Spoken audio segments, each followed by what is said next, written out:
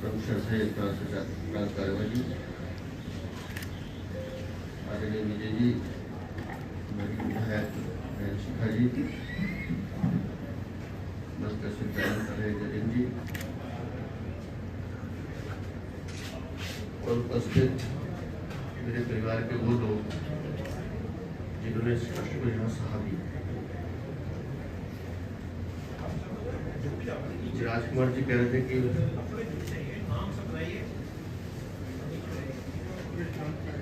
पिताजी माताजी मेरे साथ रहते हैं, मैं राजकुमार नहीं है तो उनको ठीक करता हूँ। मैं सौभाग्यशाली हूँ कि मैं उनके साथ रहता हूँ।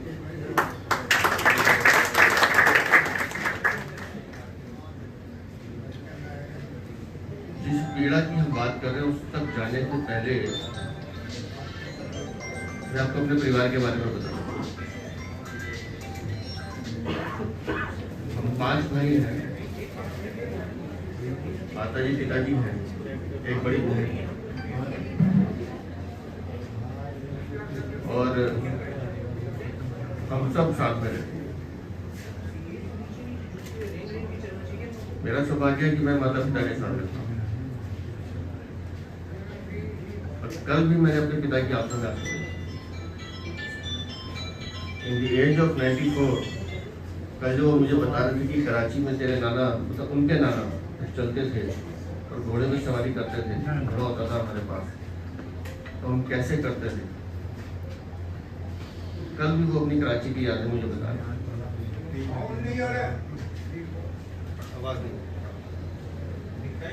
साउंड बढ़ा देना भैया, लाउड स्पीकर का साउंड बढ़ा देना जरा थोड़ा सा। और माता जी जब अपने पिताजी के साथ लाहौर से हिंदुस्तान तो हिंदुस्तान तो वो था ही अपना, ट्रेन में आए तो बताती हैं कि जब चले थे तो 6 बच्चे थे, लेकिन जब उतरे तो 5 थे। क्योंकि एक भाई की गर्दन मेरी माँ के सामने काट दी गई। 3 बहनें, तीनों के हाथ में पुड़िया, जो खुद मेरे नाना जी ने उनको दी थी कि अगर किसी कारण से कुछ हो जाए तो बेटा इनको खा देगा। तो ये बातें सुनने में जितनी आसान लगती हैं, वो दर्द आज भी जब मैं अपने माँ बाप के पास बैठता हूँ तो मुझे महसूस होता है।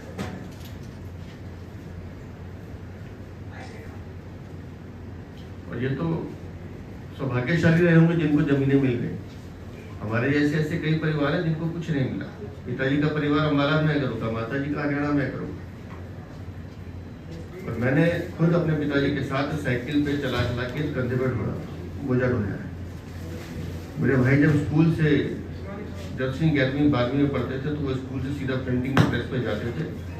उनके जाने पे पिताजी बाजार में ऑर्डर लेने जाते थे और हमारी ड्यूटी होती थी कि हम घर जाके उनका टिफिन का बॉक्स लेकर उनके पास दे दें।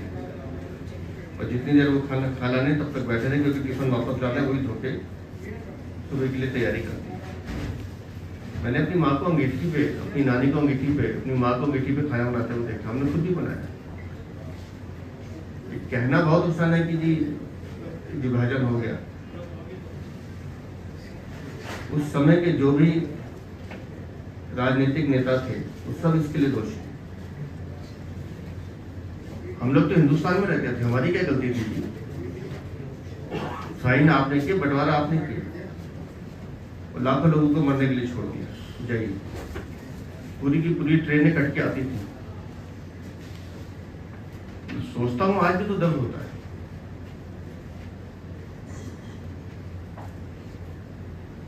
हम तो अपने बच्चों को बताते हैं सारी बातें।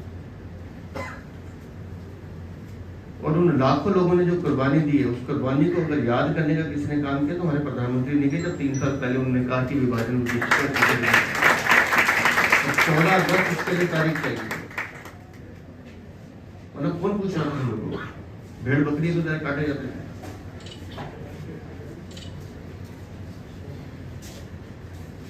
मुझे इस बात को यहाँ कहने में कोई संकोच नहीं है।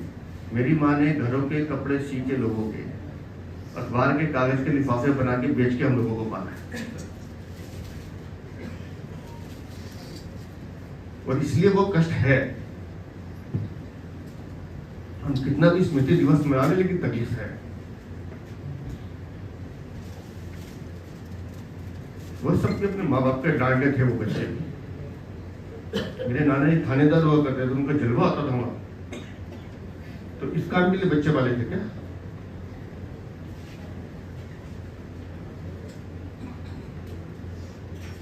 लेकिन वो जो जिहादी मानसिकता है वो आज भी हिंदुस्तान में है, हमारे हिंदुस्तान में, क्योंकि आज अपना देश का आज भी वो मंसूबे पालने वाले लोग हैं। और मुझे खुशी इस बात की है कि सरकार उन मंसूबों को खत्म करने का काम कर रही है। ये ऑपरेशन सिंदूर कोई ऐसा ऑपरेशन नहीं था। अगर आज भी हिंदुस्तान में पैंट उतार कर मजहब पूछा जाता है तो इस मानसिकता को खत्म करने की जरूरत है, और हमारे प्रधानमंत्री ये कर रहे हैं।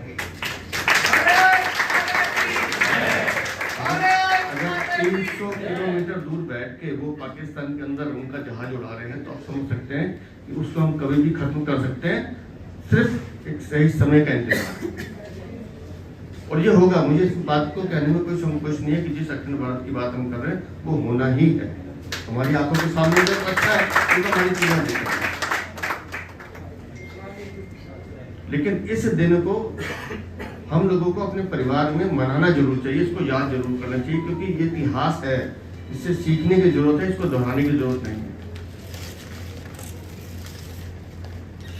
इसको दोहराने की जरूरत नहीं है। और यहाँ किसी को बुरा लगता होगा, लेकिन मेरी माँ आज भी अपने घर में वो बर्तन अलग कर देती है जब उनको पता चलता है कि नहीं उसको घर पे क्यों बुलाया। आज भी 90 साल की उम्र में। लेकिन हम लोगों को अपने को एक रखने की जरूरत है, और इसलिए जब जब इस तरह के कार्यक्रम हो साथ बैठें, अपने बच्चों को बिठाएं, अपने ग्रैंडसन अपने ग्रैंड डॉटर्स को बताएं कि क्या क्या हुआ है, और तुम लोग जो टीवी पे देख रहे हो वो कुछ भी नहीं है। आप उम्मीद नहीं कर सकते जी, वो कष्ट जो बचपन में हम लोगों ने सबने देखा, आप सब तो भुगतभोगी हैं। कई परिवार इतने बड़े बुजुर्ग हैं जिन्होंने देखा होगा सब। मैं भी तो वही बता रहा हूँ जो मैंने बचपन से सुना है।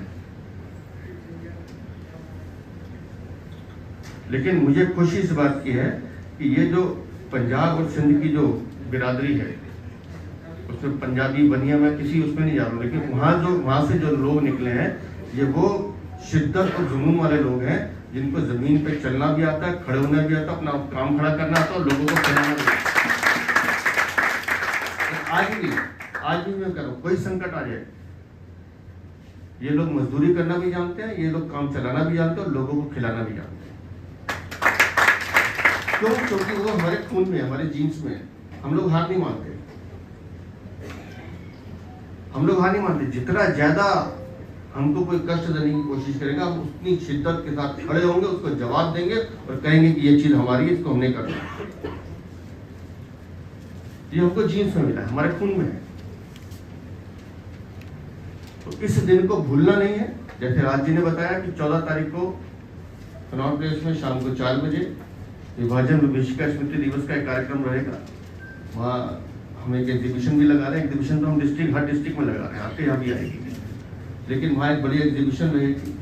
एक वहाँ वो कहते हैं फिल्म हम जो 18 मिनट की बताइए वो फिल्म चलेगी। उसके अलावा फिर उन सब हमारे सगे संबंधी जिनको हम देख नहीं पाएंगे, जिनके बारे में हमने सिर्फ सुना है, उनकी याद में एक मौन जुलूस हम वहाँ निकालेंगे। उस सब में आप सब अपने परिवार के साथ आए और ये समझ के आए कि हाँ हम जब जा रहे हैं हम अपने अपनों के लिए जा रहे हैं, हम किसी पॉलिटिकल प्रोग्राम के लिए नहीं जा रहे।